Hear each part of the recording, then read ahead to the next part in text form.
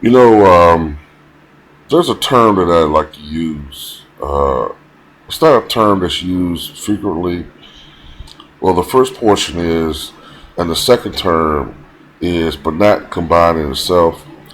And I'm going to start using this term to describe this phenomenon that I see on YouTube. Now, before I go further, I'm not talking about someone who happens to be a fan of Floyd Mayweather.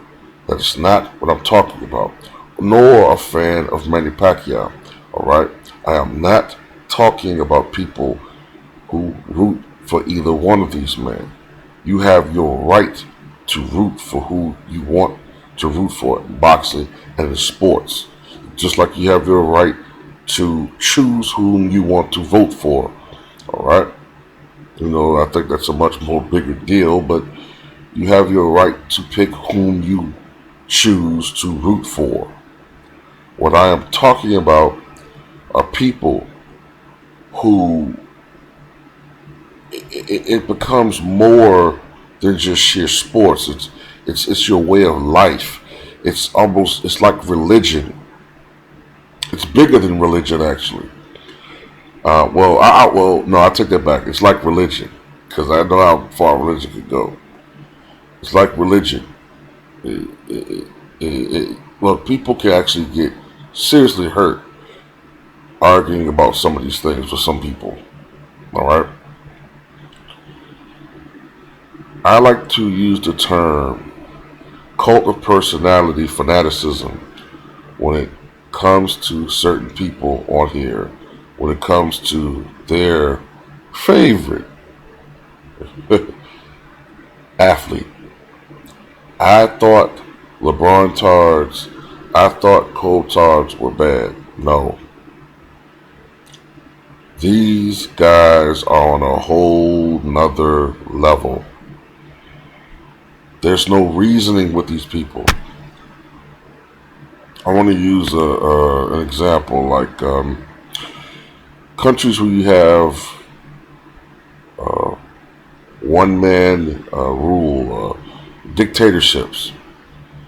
Dictatorships were much more prevalent in the 20th century. Uh, when you have a dictatorship, uh, in order to stay in power, usually there is a cult of personality. Uh, when Stalin became the de facto dictator of Russia in 1924, initially he wasn't technically a dictator. He was general secretary. He still had the Politburo to deal with, and he still had other people who were close to him in power that he had to deal with, like Leon Trotsky and such. But slowly he got rid of these individuals. He became the de facto dictator of the Soviet Union. Um, what he started to do was he started to change how the history books were written. All right, certain people who he didn't want to uh, be celebrated anymore, like Trotsky and other individuals, aside from Lenin, he had them erased from the books. He erased these people after they were purged. After these people were murdered, he had them erased. And the people who were young enough not to remember the Bolshevik revolution and remember these people, they actually believe what they read. All right. Uh, Same thing with Hitler to an extent. Although Hitler really didn't have, there was a cult of personality, but it was effective more toward young people. His reign was only 12 years, but the the perfect example for me to use is North Korea. All right, the first leader of North Korea was Kim Il Sung. All right, he ruled until 1994 when he passed away. Then he was followed by Kim Jong-il, and he ruled until December 19th, 2011. And then he was taken over by his son, Kim Jong-un. All right. At each one of these leaders, if you were in North Korea, you would ask the citizens about each one of these guys. They would tell you that each one of these men were like supermen. They were uh, uh, above uh, normal. They were able to do feats that were above the level of normal men. All right, I remember reading something about North Korea claims that Kim Il Sung routinely hits 18 holes in one when he's playing golf. He was the only person to successfully climb their tallest mountain, and he does it. I think they said something like he did it every day or some shit like that. I mean, just ridiculous shit. But in North Korea, people believe it.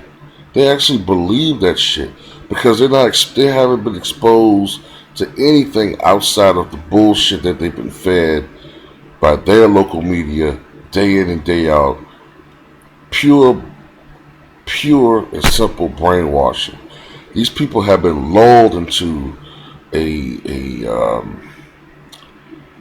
they've been lulled to the point where their brains are almost like fucking yogurt, like just a fetid mass of quivering, just gelatinous goo that it's no longer functioning correctly.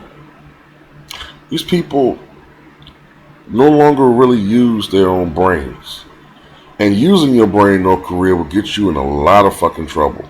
Or they could use their brains for intellectual deeds, um, things they have to do on a daily basis. But critical thinking, that's frowned upon in North Korea. And it reminds me of these people to an extent on YouTube. I mean, it really reminds me with a lot of these guys that are these extreme fans of Manny Pacquiao and Floyd Mayweather. There's no gray area with these people. Everything is black and white. Everything. If you criticize Manny Pacquiao in any way, shape, or form, you're a flomo. I've been called, conversely, a flomo and a pactard. I don't know how many different times since I've been on YouTube. I can leave a comment on a video and I'll be called a pactard. And I can leave another comment on the same video, which is only slightly different from the previous comment, and then I'll be called a pactard. Then I can leave another comment, I'll be a flomo. Then I come back to being a pactard again. And they're the only people who, I mean, don't any of them say, well, maybe it's possible that he's not a fan of either one of these guys? Maybe he's not really, maybe he doesn't really care about each one of these. Personally, if someone wants to know how I feel about each one of these fighters, I'll tell you right now, personally, I'm not particularly fond of Floyd Mayweather as a person. As a boxer, I think he's probably one of the 20 to 25 greatest fighters that we've ever had. And if you think that's a fucking insult for me to say he's a top 25 fighter, you need to look back in history and see how many great boxers we've had.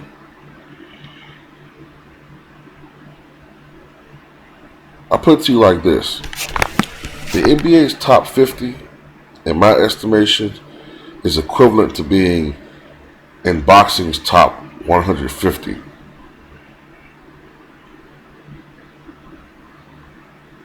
That's 3 times as many, right? Boxing has a much longer history, and there's been many, many great fighters.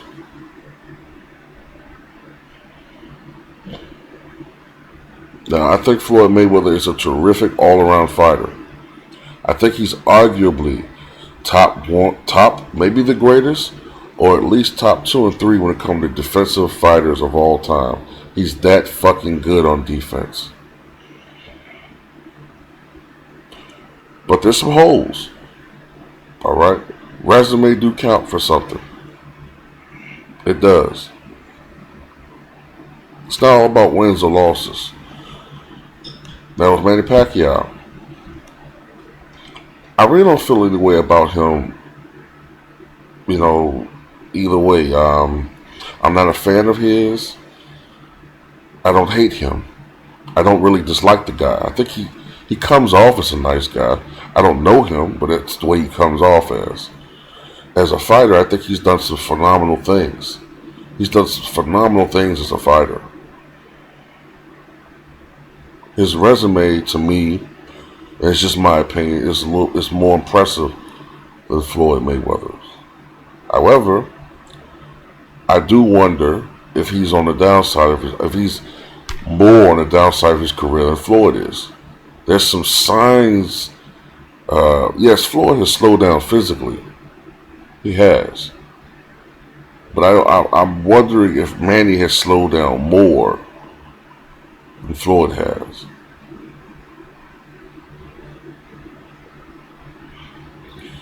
I want to see these two fight each other because I think they owe boxing that. Boxing has declined precipitously over the past few years. Shit, let's be honest, well, the last couple of decades, really, as a sport. Boxing's golden age was the 70s.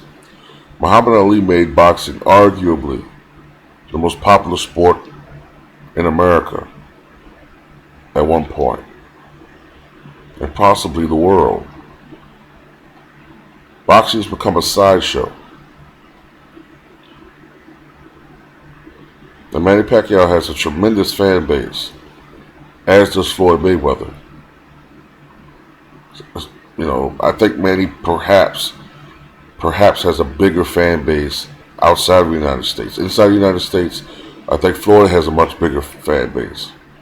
Together, these guys can create a mega fight of historical proportions, one that can renew interest in boxing worldwide, and could carry boxing for years to come. That's why I want to see this fight done. It's not because I'm rooting for one side or the other. It's because I'm rooting for boxing as a sport to once again be amongst the great sports that we see in our country. I don't just love one fighter. I love and respect and cherish a sport that I grew up being obsessed with, that once was my favorite sport. You guys think I love basketball. I worshiped boxing growing up. I worshiped it.